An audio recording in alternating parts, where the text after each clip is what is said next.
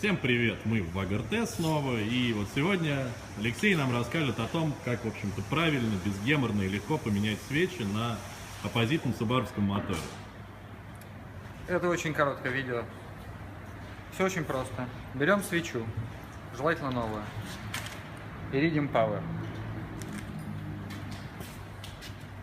и устанавливаем ее в мотор.